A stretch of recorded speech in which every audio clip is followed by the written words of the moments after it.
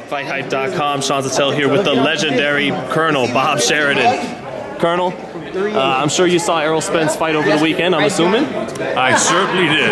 A lot of us were pretty impressed. Were you, Colonel? I was highly impressed. Going into the fight, he was favored because of his height and his reach. But the way he executed his fight, because, Mikey, I know coming up in weight, it was very tough, but giving up the 4 inches in reach and height, that's really tough. And Mikey just couldn't get to him at all. He didn't want to go out on his shield at the end. He wouldn't quit when his brother wanted him to. Mikey's a tough kid, and he's still a lightweight champ. So, I give a lot of credit to Mikey Garcia, but man, this guy just showed what a great fighter he is. Could you go in depth for fans? Give us that great boxing knowledge, Bob, because in depth, what makes Spence so good?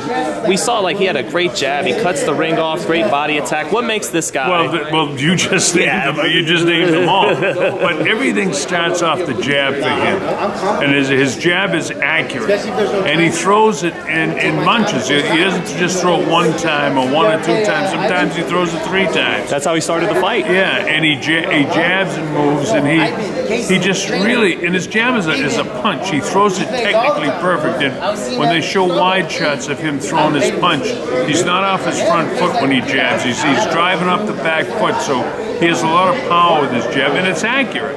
Then everything else comes off of that.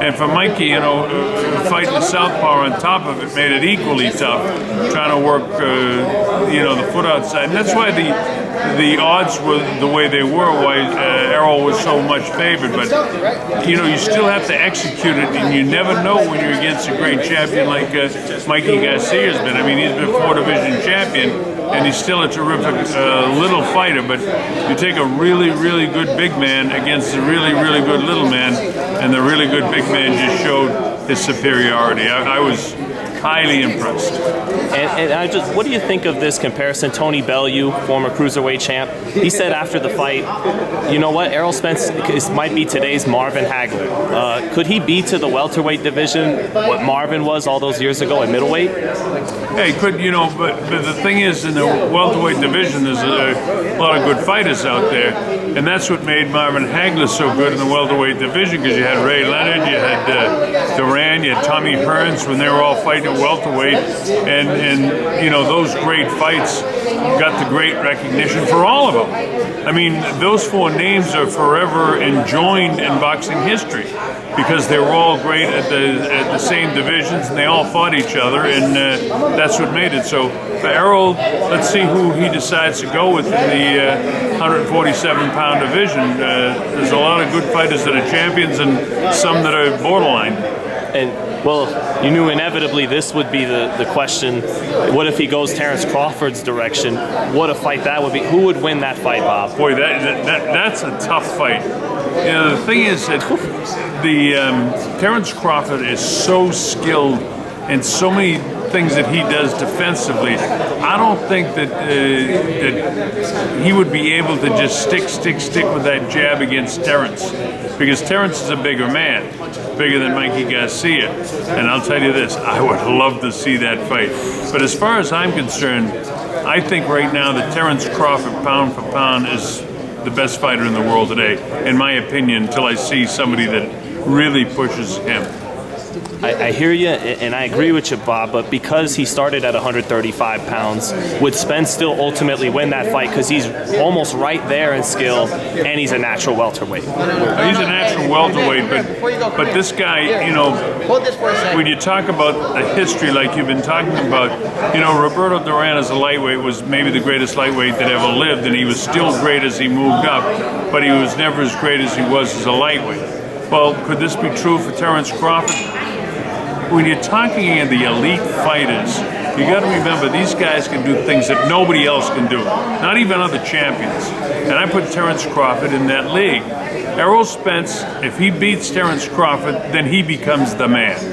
But until I see him beat him, and watching him against Mikey, everything was in his favor. And it wouldn't be everything in his favor against Terrence Crawford, because Crawford can fight as a southpaw as well. and he can fight as an orthodox fighter. I think he fights better as a southpaw, but he can fight very, very well as a right-handed fighter as well. And that would be an extra twist in there. Plus, he's a very hard and very accurate puncher. In terms of the weight, he settled in at his 147, so there was no problem. Lastly, Bob, do you think, because Spence, he's in a lot of fights now, he's throwing 70, 80 punches around, 1,000 punches a fight. Would Terrence just match those numbers, or do you think his counter punches would slow it down? Or how does Terrence win that fight? Well, Terrence Crawford in that fight would have to out-hustle him. And it seems like that's an impossible task when you saw the fight stats afterwards. I mean, the amount of punches that Errol threw. And like yourself, I don't want to miss that fight. I really want to see that fight. And I'm glad I got to see him against Mikey, because as good as Mikey is, Errol Spence just was head and shoulders above him. A lot like Terrence Crawford was head and shoulders above Jeff Horn, the Australian fighter that beat Manny Pacquiao. You know, Horn is a different, a really, really good fighter, a sturdy chin, a tough kid, but he couldn't stand up to Crawford at all. And I'd like to see Horn and Mikey Garcia fight, and see how that would pale up. But once again, Horn is a 147 pounder, so that's probably won't happen. But that aside, now the fight between Crawford would just be unbelievable, you know, against Errol Spence. I'd love to see it. It'd be a great fight. There's no way. I mean, you could break it down and what they can do. They both have extraordinary skills, extraordinary speed. They both can go the distance. They proved that, and they both have knockout punches. So it's a fight you got to see.